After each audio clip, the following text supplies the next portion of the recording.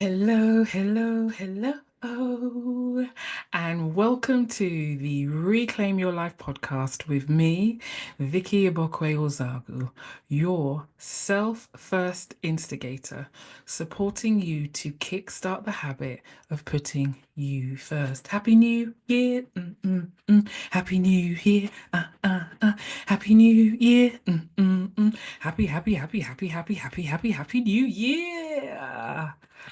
Happy New Year, you phenomenal human being. Welcome to our first episode for 2025. How did we get here? I really hope that you're feeling rested and recharged for the year ahead. Now, I want you to picture this for a moment. It's December 31st, 2025, and you're looking back on the year that has just passed. And as you scroll through your memories, you feel something rare and beautiful. True satisfaction. Not overwhelm, not exhaustion, just pure peace. Now, ask yourself, how did you get there? Did it happen by chance? Well, I'm here to tell you it didn't. It didn't happen by chance. It happened because you made a decision. It happened because back in January, you chose to take control of your time, your energy, and your peace of mind. Yeah, you did. You took control. You planned your rest before obligations. Let me say that again to you because I really want to know that you've caught the message.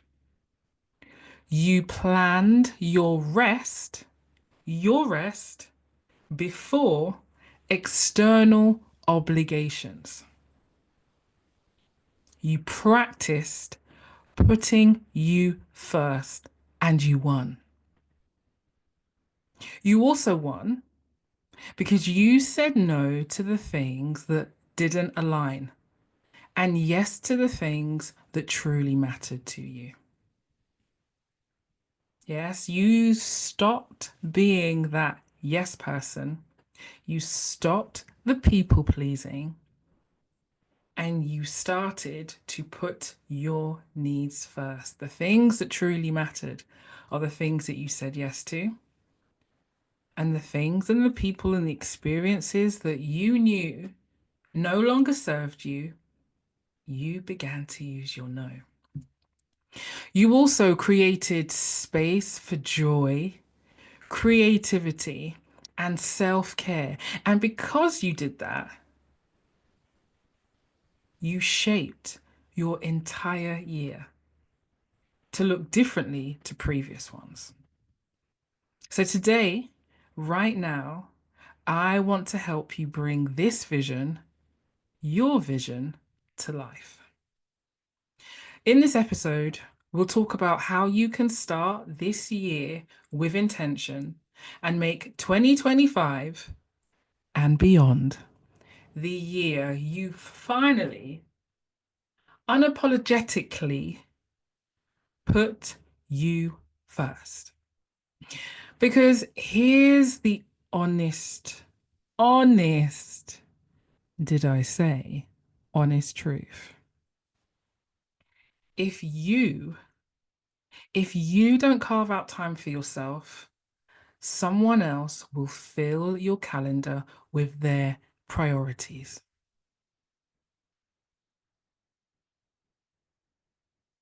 That was me taking a dramatic pause. Did you hear me? Did you hear the message that I'm giving you? If you don't carve out time for yourself, someone else, not you, someone else will fill your calendar with their priorities. And I don't want you to be experiencing that any longer. And what I want us to do right now is to explore what it will look like for you to take ownership of your time, your energy, your focus, and your peace of mind. Plus, I'm going to share 3 simple steps to get you started. Because that's the biggest thing that I realize for myself in my own journey, and I've been on this journey for a good few years now, and also with my clients, irrespective of where they're coming from, there are some themes across the board. And one of them is around getting started. So I want to ensure that in our conversation today, I'm leaving you with 3 ways, 3 simple steps to get you started, because that is the most important thing right now, to start. But before I do that,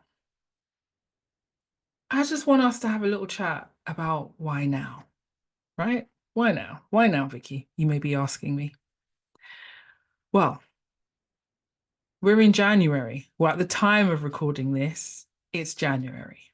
And we know that January is one of the best times to take ownership of your year. Now, saying that, yes, we get that like, oh, new year, new me, and all of that good stuff. So yes, there is a level of urgency. There's a level of like energy because you've hopefully rested over the Christmas and all of that good stuff. So January is a good time. But I also want to say to you that whenever you decide that enough is enough, and you want to start putting you first, that is the next best time to do it. Okay? So what I'm saying with a lot of words is while January is a great time to start, this is not reserved purely for January. You can do this work at any point in the year. The thing that you need to do is commit to doing things differently. Because whether you're doing it in January, or you're doing it in March, or you're doing it in November, one thing stays the same. If you don't prioritize yourself, someone else will. Someone else will prioritize your time on their schedule. And I don't want that for you. Another reason why doing this now is a good idea is because planning your downtime, boundaries, and self-care sends a message that you matter and your needs come first. I want you to say this with me. I matter. My needs come first. Say it with me again. I matter. My needs come first. One more time. I matter. My needs come first. If you're not already writing that down, I want you to write that down. That is your first gifted affirmation from me to you. You matter and your needs come first. So this is the second reason why it is important to do this now. So I really hope that you do. The last thing is that making this space, this time, is not selfish. It's not selfish and it's not a luxury. Okay, let's just dispel that myth. It's not selfish, it's not a luxury, it's essential and it's a necessity. It's essential for you to show up fully for yourself first. Because when you feel good, you do good. When you feel good, You bring so much goodness and joy and creativity into the world, into the bit of the world that you occupy. And listen, don't get me wrong. I know you. You want to show up for others. You want to be there for friends and family. You want to do good in your work, in your career, in your business. But you can't do that from an empty cup. So I really want you to think about reframing that thought and going, actually, if you are good, you have all that you need to bring the goodness and to serve the people that you actually want to. Okay. So just 3 reasons why now, whatever date, whatever time it is, now is the next best time to start. So now you might be thinking, okay, Vicky, so what does it actually look like? Give me some practical steps here so that I can get going. Don't worry, I got you. So here's what taking ownership of your time, your energy, your focus, and your peace of mind looks like. Step one, what I want you to do is schedule your downtime first. Okay, so this means you're going to block out your holidays, self-care days, weekends off, mornings off, and these are non-negotiable. Did you hear me? These are non-negotiable. In the same way that you will put a meeting in your diary and you stick to it and you show up, I want you to put these holidays in. I want you to put this downtime in, and I want you to stick to it, and I want you to show up for yourself. Okay, so schedule your downtime. So, what does that look like? If you take your diary, you might have a calendar that you've got that gives you the 12 months of the next 12 months of the year. You might be using a paper diary, you might be using an electronic diary. But you need to sit in front of your diary or your calendar and go through month to month and figure out when do you want downtime and what does that downtime look like. Okay, so I've given you block out holidays, block out self-care days, block out weekends off. You can block out mornings off. Now, there's no right or wrong way of doing this. Only the way that is best for you and the way that you want to live and show up. Okay, so take me for example. I do my best because every now and again something comes in that I choose to show up for, and that's fine. But generally, I do Mondays, no meetings, no anything like that at all. Yes, my weekends are mine. My weekends are mine. And I might be like hanging out with family and friends, but my weekends are filled with things that give me so much joy and peace. And then I pick a morning that every other week, no work whatsoever. Plus putting in my time for holidays. Now, generally, I like to take all of August off and all of December off. I normally have a week of holiday in May. I think those are my 3 points. May, August, December, holiday times. Mondays, no meetings. A morning off, no anything, and then my weekends. Now, I'm sharing what I do to give you some inspiration. But remember what I said, there is no right or wrong way. It's all about what works for you. So start with a plan and see what that looks like. Second step, once you've scheduled your downtime, is I want you to set boundaries that protect this downtime, that protect your energy, your focus, your peace of mind. And what that looks like is defining what you will and won't tolerate. Okay. So maybe for you, so maybe one of your downtimes is looking at having 2 evenings a week off. Yes, that's time for you, that's time for family, that's taking walks, like whatever that is for you, whatever that downtime looks like. But in order to do that, it means that when you have those 2 evenings, you have to finish, log off at 6 p.m. done. If you've got through everything that you needed to do or not, the laptop shuts, the electronic devices are put away.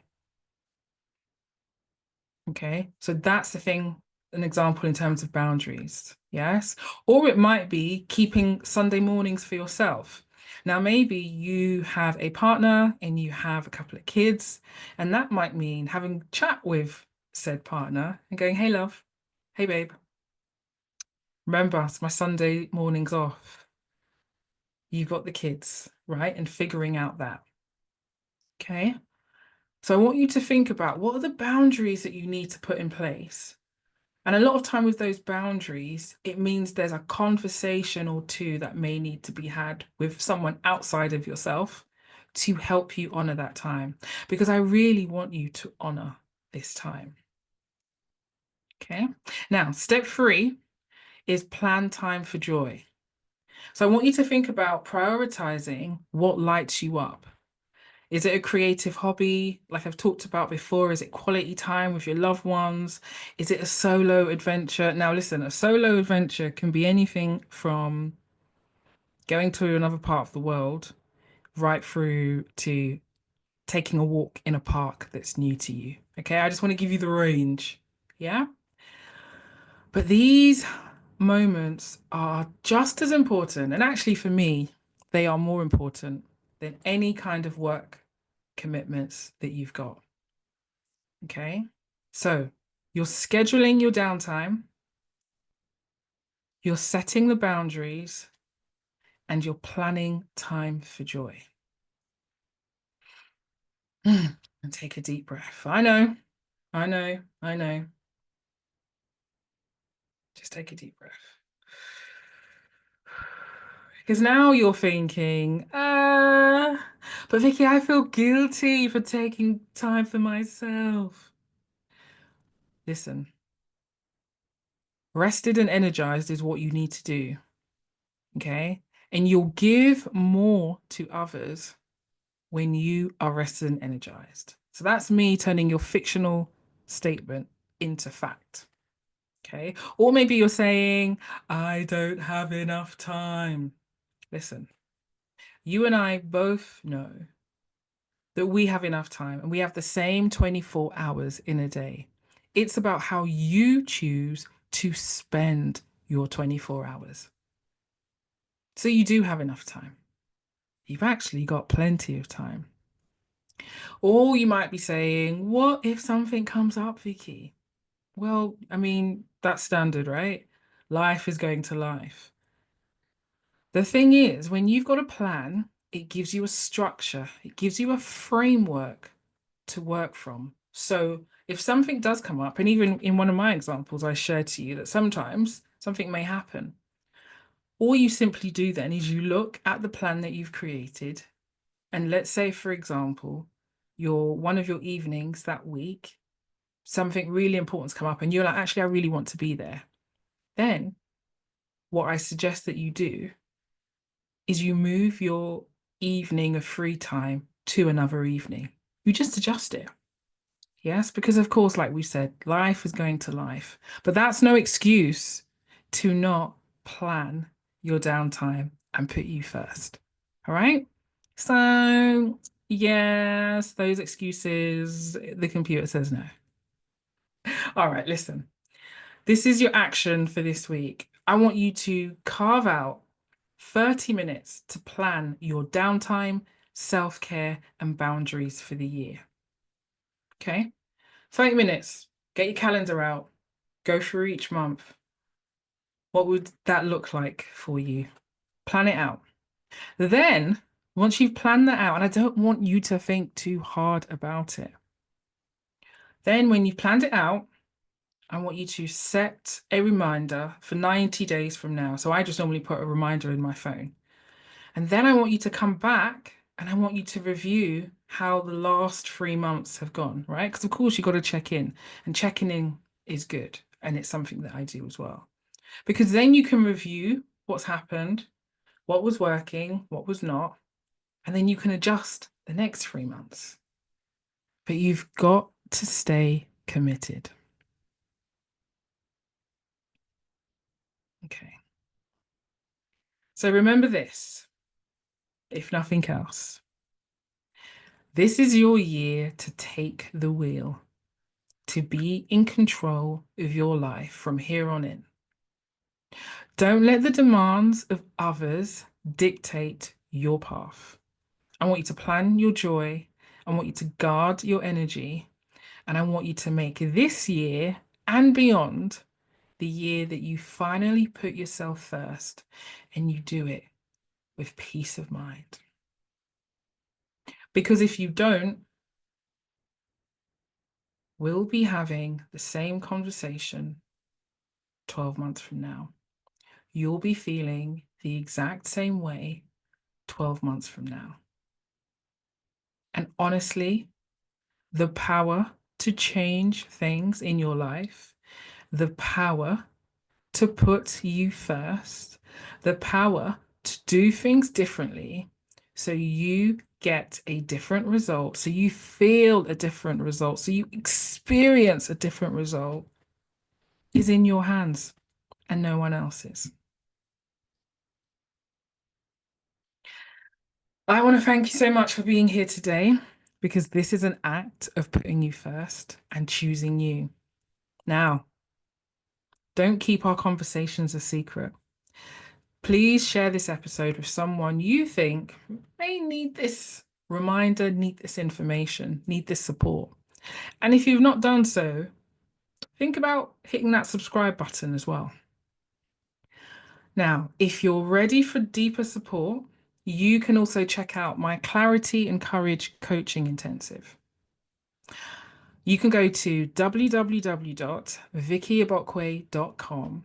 That's VICKIIGBOKWE.com to check out Clarity and Courage Coaching Intensive, because that is one way that we can get to do deeper work together.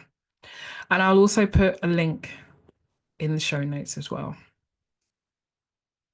So listen, if you do nothing else today, please ensure you do something that brings a little bit of joy into your life and puts you first. Lots of love, my friend.